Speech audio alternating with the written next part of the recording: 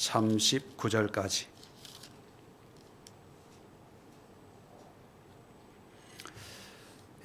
신약성경 156면에 있습니다. 156면 요한복음 7장 37절로 39절.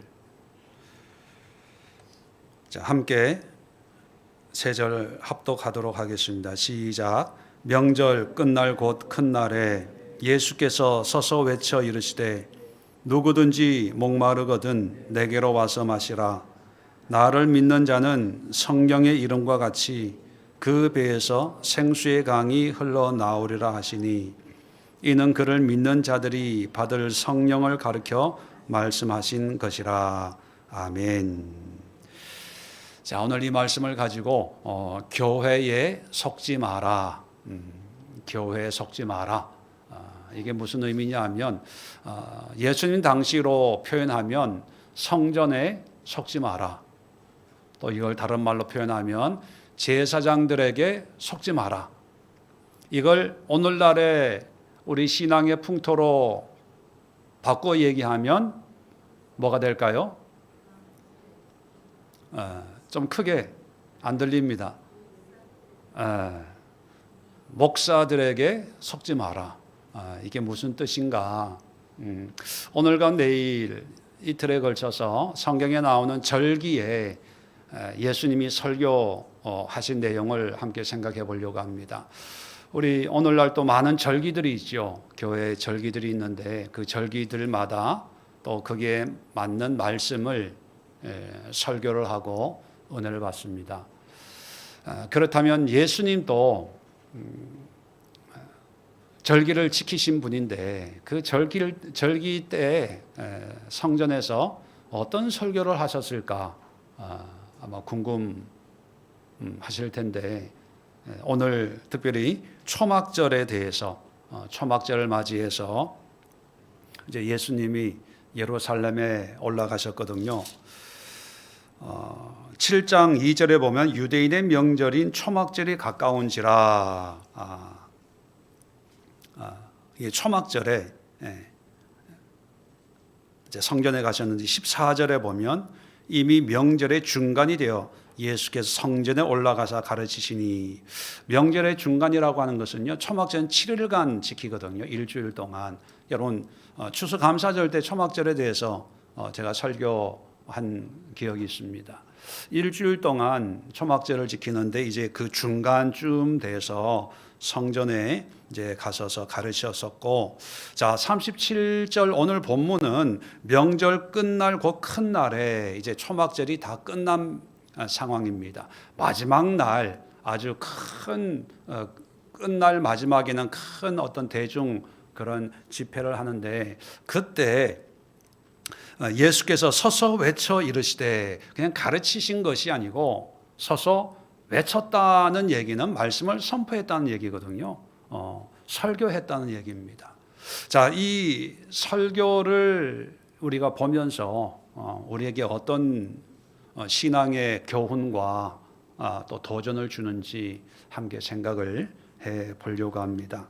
먼저 간단하게 말씀드렸지만 이 초막절의 의미가 뭐냐 하면 말 그대로 초막, 풀로 지은 집이라는 뜻입니다. 절기상으로 시기상으로는 추수를 마친 다음에 우리나라의 어떤 한가위처럼 추수를 다 마치고 창고에 타작을 해서 창고에 다 들여놓은 다음에, 그래서 이 초막절의 다른 이름이 수장절이라고 합니다. 수장절, 수장, 저장을 했다. 그리고 나서 이제 시간적인 여유가 있으니까 가장 긴 일주일 동안 이 초막절을 지키는데 어떻게 지키냐? 초막을 풀로, 나무로, 짚으로 이렇게 초막을 만들고 거기에서 일주일 동안 생활을 하는 겁니다. 왜 이 초막을 짓냐 하면 과거 하나님께서 출애굽을 시켜서 광야 40년 동안 인도하시고 먹이고 입히신 것을 기억하면서 하나님께 감사하는 그런 날입니다. 잘 들으세요. 자, 감사의 조건이 뭡니까? 감사의 이유가 뭐예요? 초막절의 감사 이유, 과거 40년 동안 하나님이 광야를 인도해 주신 거에 감사해서 그때를 기억하면서 초막을 짓는 거예요. 근데 시기적으로는 어떤 시기라고요? 추수를 한 거예요. 추수. 이게 추수라고 하는 것은 어떤 물질적인 거 아닙니까? 또 초막이라고 하는 것은 영적인 거 아니에요? 이게 교묘하게 이렇게 얽히고 설킨 날이 초막절이에요. 이 초막절의 영성이 참 중요한데 성경에 보면, 구약에 보면 영적 개혁이 일어났을 때, 신앙의 회복이 일어날 때 항상 성경이 언급하는 게 초막절이에요. 초막절을 어떻게 지켰냐? 초막절을 지켰다. 뭐 이런 표현이 나오는데, 왜 그러냐면 이 초막절의 의미가 자칫 잘못하면 추수에 대한 감사로 흐를 수 있어요. 그리고 명절 끝날 큰 날에 누구든지 목마르거든 내게로 와서 마셔라. 나를 믿는 자는 성경에 이름과 같이 그 배 생수의 강이 흘러나온다. 물에 대해서 얘기하고 있어요. 목마르거든 마셔라. 또 생수의 강. 왜 예수님 물에 대해서 언급을 하냐 하면 초막절에 제사장들이요, 예루살렘 성 안에 있는 실로암 연못에 가서 이 금그릇으로 물을 떠다가 제단에 쫙 붓습니다. 그런 퍼포먼스를 해요. 왜 실로암 연못에 있는 물을 제단에 쫙 붓냐 하면 두 가지 이유입니다. 농사 잘 되게 해주세요. 물이 귀하잖아요. 그래서 때마다 이렇게 하나님이 물을 주셔서 내년 농사도 풍년이 되게 하옵소서, 이런 의도가 있고, 또 하나 의도는 광야 40년 반석에서 마실 물을 주신 하나님께 어떤 감사의 그런 의미를, 마찬가지로 영적인 의미와 또 세속적인 물질적인 이런 의미가 이제 복합이 되어 있는 거예요. 그런데 사람들이 이 두 가지 의미, 물을 쫙 부을 때 하나님의 어떤 인도하심을 생각하겠어요? 농사 잘 되게 해주세요 라는 걸 생각하겠어요? 농사 잘 되게. 왜냐하면 성경의 초막절을 지킬 때 이렇게 하라는 얘기가 없어요. 제사장들이 그렇게 하는 거예요. 그런데 이 당시의 제사장들은 아론의 혈통이 아니고요, 정치적인 사람들입니다. 대제사장도 왕이 임명을 해요. 그래서 어떤 때는 대제사장이 두 사람, 예수님 당시에는 대제사장이 두 사람이 등장을 하기도 합니다. 그래서 이 제사장직을 가지고 있는 그 부류가 뭐냐? 사두개인들이에요. 사두개인들이 성전 권력을 독점하고 있는 아주 정치적인 집단으로 변질이 된 그런 상황이기 때문에 이렇게 퍼포먼스를 하는 것은요, 사람들에게 어떤 물질적인 그런 부요에 대한 기대와 소망을 불러일으키는 거예요. 이런 모습을 보면서 예수님이 참지를 못하고 서서 외치는 거예요. 그 외치는 내용이 37절, 38절인데, 자, 우리가 첫 번째 성전에 속아서는 안 되는 게 뭐냐면, 첫 번째가 차별이냐 통합이냐. 이게 무슨 뜻이냐면요, 당시 대제사장들은요, 성전 구역을 나누어서 이방인들이 들어올 수 있는 영역, 또 유대인 여자가 들어올 수 있는 여자의 뜰, 이렇게 표현을 해가지고 그리고 이스라엘 사람만이 들어올 수 있는 곳, 그리고 제사장만 들어올 수 있는 곳, 이렇게 정해놨어요. 자, 이 제단에 물을 붓는 이 퍼포먼스를 볼 수 있는 사람은 누굴까요? 유대인들, 이스라엘 사람들. 제한적인. 그래서 이스라엘 유대인으로서 이런 하나님이 내려주실 이런 축복을 볼 수 있는 이 명당에 들어올 수 있다는 어떤 그런 자부심이 있는 그런 성전이었어요. 근데 예수님은 뭐라고 얘기합니까? 37절에 누구든지 차별이 없어요. 구별이 없어요. 모든 사람. 38절에 나를 믿는 자는 누구나 남자, 여자, 이방인, 유대인 할 것 없이. 유대인들은 성전은요, 어떤 특권 계층을 정해놓고 어떤 특별한 하나님의 은혜와 축복의 대상이라고 그렇게 얘기하는 반면에 예수님은 모든 사람.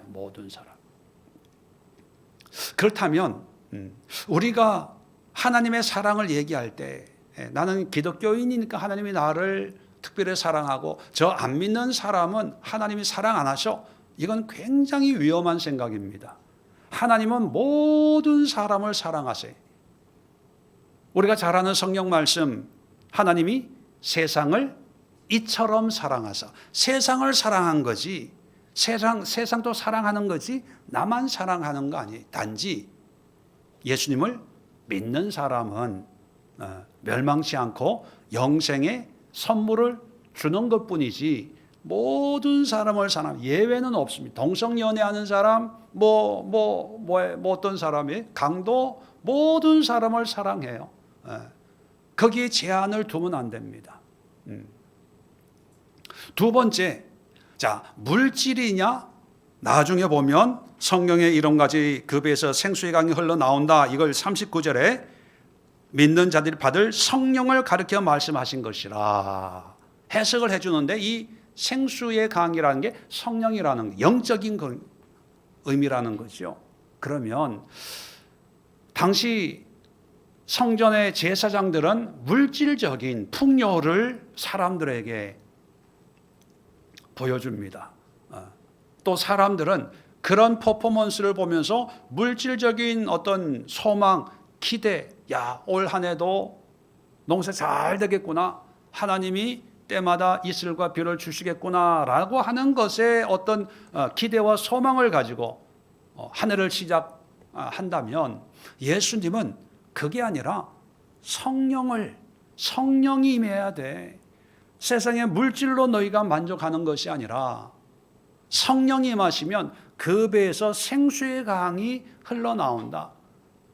유대인들의 개념에는 강이라고 하는 것은 생명이고 살리는 것이고 부유한 것을 의미하거든요.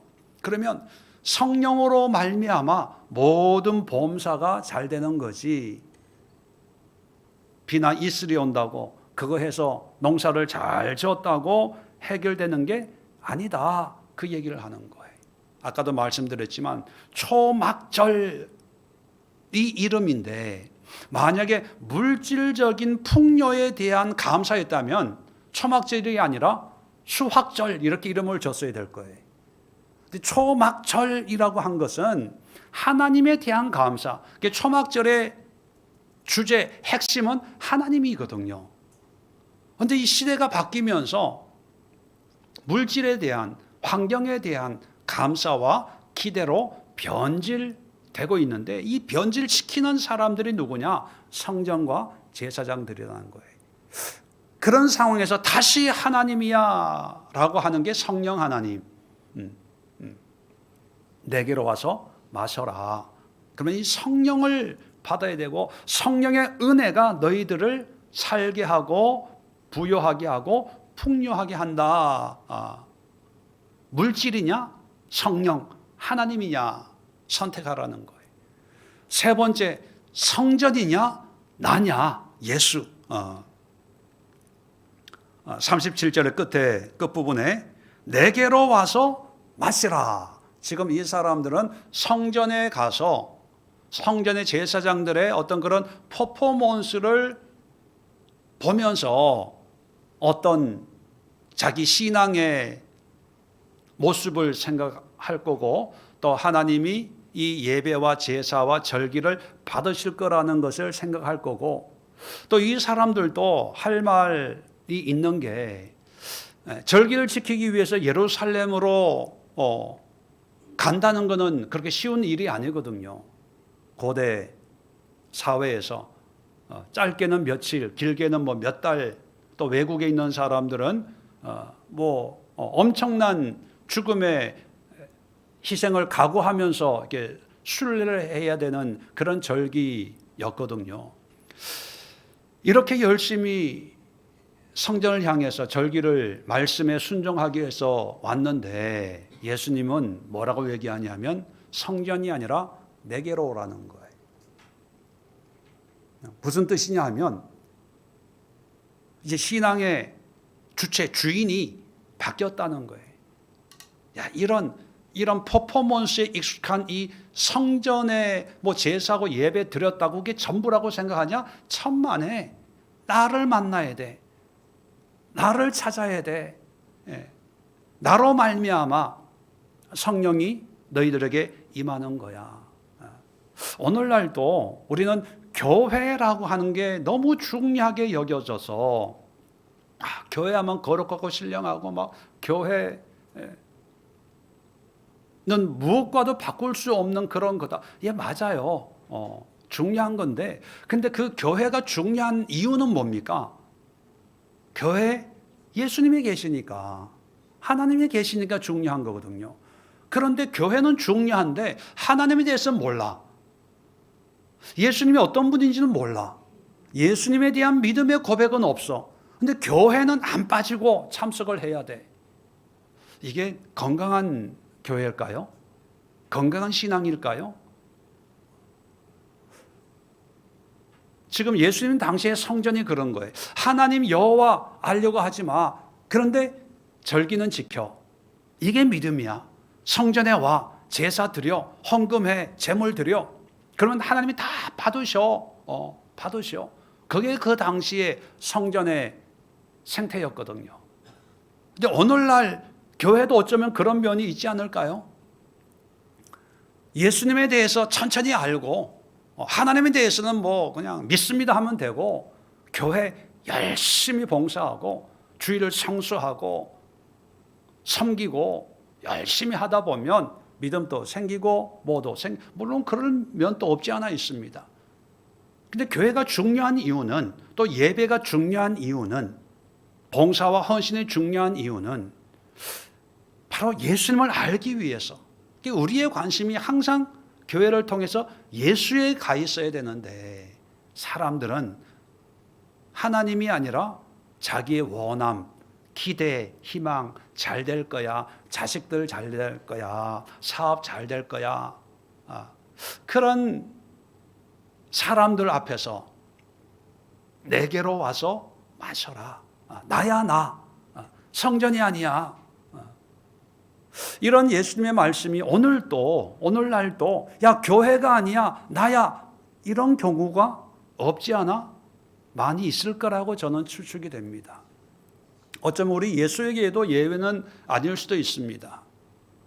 우리 예수의 교회도 교회 왔는데 예수가 없어. 예수에 대해서 얘기를 안 해.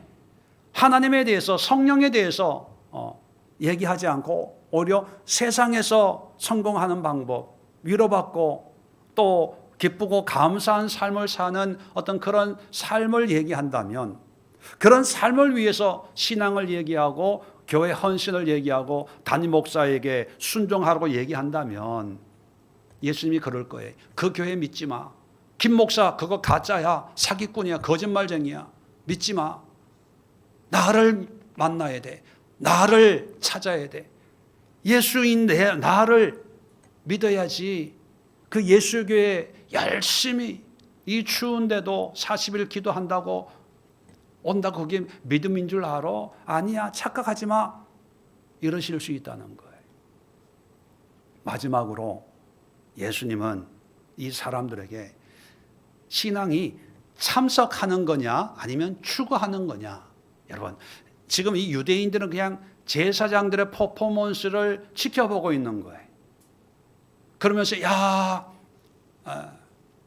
초막절 이제 끝났다. 근데 예수님의 말씀은 뭡니까? 내게로 와서 마셔라. 내가 가겠다는 게 아니에요. 내가 주겠다는 게 아닙니다. 네가 와서 네가 마셔야 돼. 이게 무슨 차이일까요? 신앙은 능동적이어야 된다는 거예요.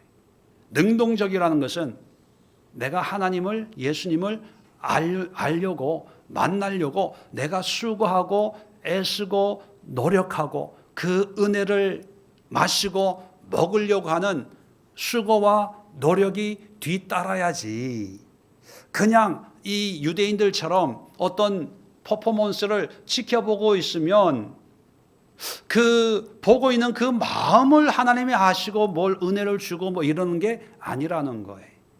어떤 분들은 그런 생각을 가지고 있는 분이 있습니다. 내가 교회 예배 참석할 정도로 내가 수고했으니까 목사 양반 당신이 나를 변화시키소. 그죠? 하나님을 보여줘 봐라. 믿음을 나에게 줘봐라. 뭐 이런 마음이 있습니다. 예, 이 사람들도 절기를 지키기 위해 성전까지 오는 것도 참 대단한 헌신과 용기와 결단입니다. 그런데 중요한 것은 그런 헌신과 결단이 하나님을 만나려고 하는 그런 마지막 우리의 열정과 노력으로 이렇게 결실이 돼야 되는데, 성전에 오는 것까지만 해요. 그 다음부터는 이제 제사장이 그런 퍼포먼스로 함으로 해서 하나님이 나에게 은혜 주시겠지, 복 주시겠지, 뭐 이러고 있다는 거예요. 자, 그런 사람들에게 아니야, 내게로 와야 돼. 누가? 네가 와야 돼. 이것저것 따지지 말고 계산하지 말고 나를 찾아야 돼. 나를 추구해야 돼. 나를 사모해야 돼. 나를 따라야 돼. 그런 뜻이에요. 그리고 마신다는 것은 네가 애써서 은혜를 사모해야 돼. 말씀을 들어야 돼. 기도해야 돼. 그런 뜻이에요. 만약에 오늘날 교회도 그냥 교회 참석만 하십시오. 자리만 지키십시오. 물론 상황에 따라서 그런 표현을 쓸 때가 있지요. 뭐 힘들고 지치고 이럴 때 힘들어도 나오세요. 뭐 그럴 수도 있습니다. 근데 신앙의 어떤 모양을 그냥 하나님이 누군지 몰라도 그냥 앉아만 있는 것도 믿음입니다. 그것이 전부라고 할 때 이건 문제가 있는 거예요. 물론 초신자들이 교회 나올 때 교회 나오는 것도 대단합니다. 칭찬해 줘야 돼요. 근데 그것이 끝이 아니고 그런 과정을 통해서 결국은 그 사람이 예수님을 만나도록 애쓰도록 기도하도록 이끌어줘야 돼요.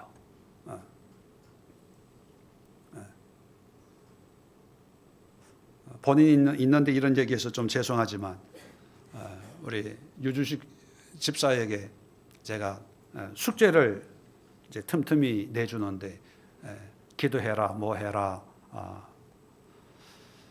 그래서 숙제 검사를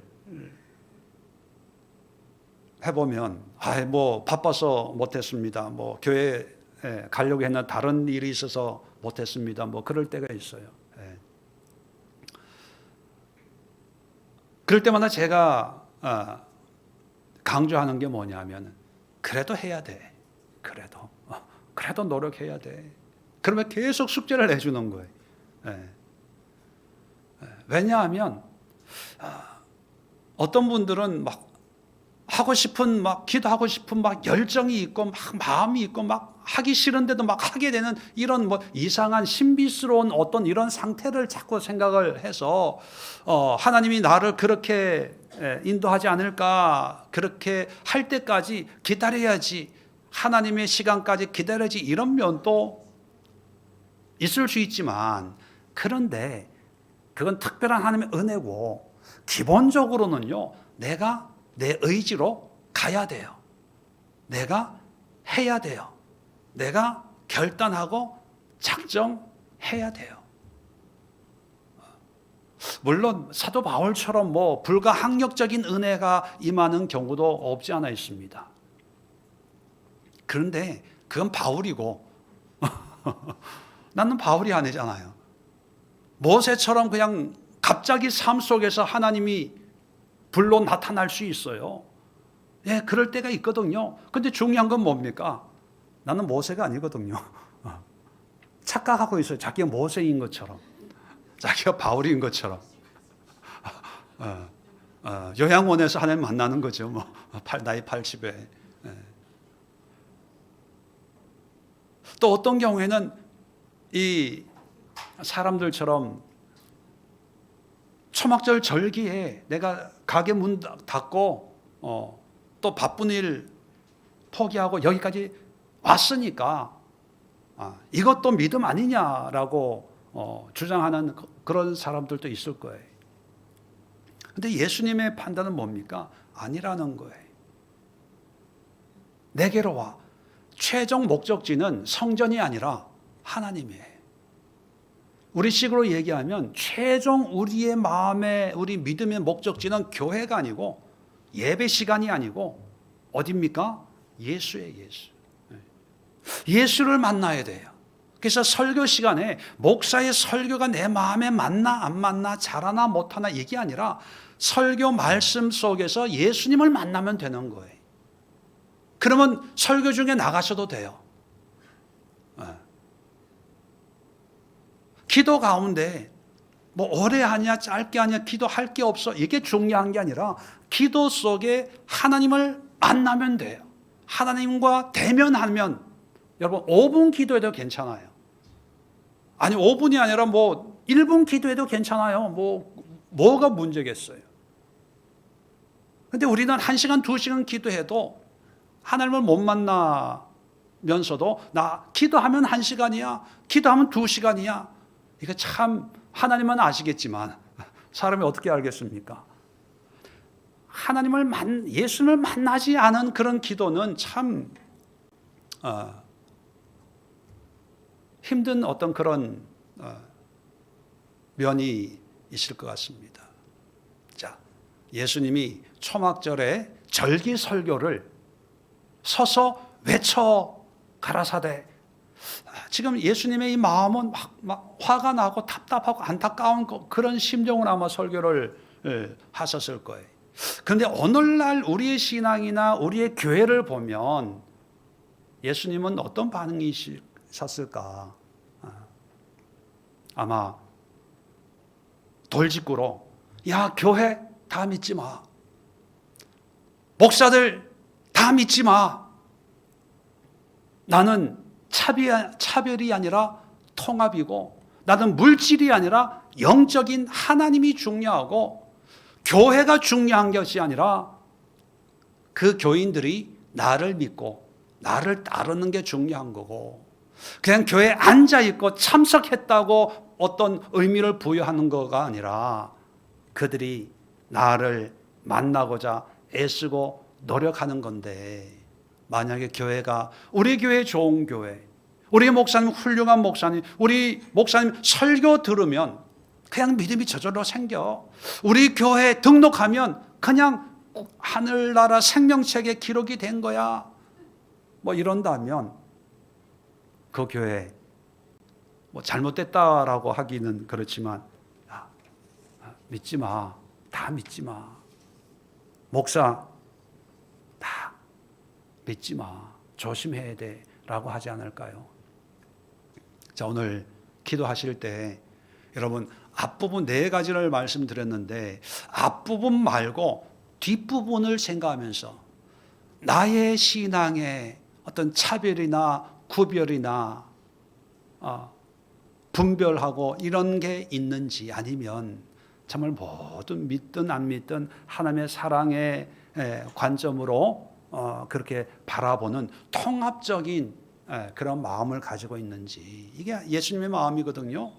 물질보다 하나님의 은혜를 더 사모하는지 성령의 은혜가 결국은 내 삶을 내 사업을 내 가정을 내 자녀들을 더 풍성한 삶을 살게 한다는 그런 믿음이 우리에게 있는지 세 번째는 정말 예수가 나에게 중요한 분이어서 정말 예수님을 사모하고 사랑하고 예수님을 예배하고 예수님의 음성을 들으려고 하고 신앙생활 하면서 예배 드리면서 설교 들으면서 목사의 말로 듣는 것이 아니라 예수님의 말씀으로 듣는 그런 믿음이 나에게 있는지 세 번째는 그냥 나는 내가 할 요 정도만 하고 나머지는 하나님이 알아서 하시겠지라고 하는 그런 마음뿐이고, 내가 뭔가 기도하려고, 내가 애쓰고 하나님을 만나려고, 또 하나님의 마음을 알려고 성경을 읽고 묵상하고 이런